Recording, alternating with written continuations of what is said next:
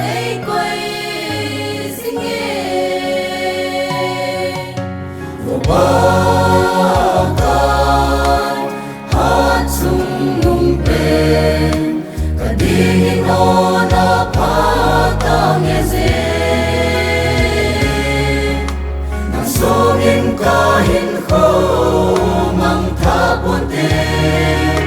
nang ma za la hình mô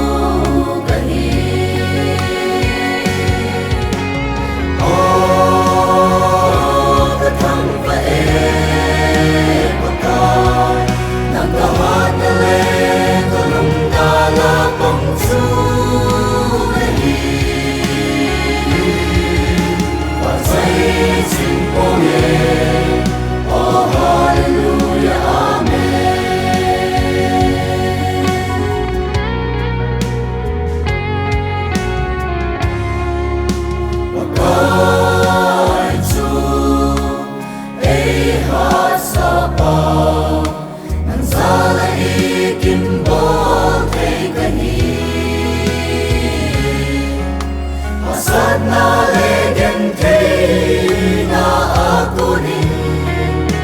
atha na nei ven dine o ka thang va e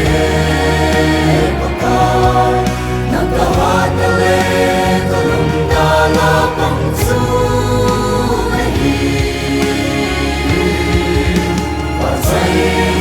oh yeah, oh hallelujah, amen.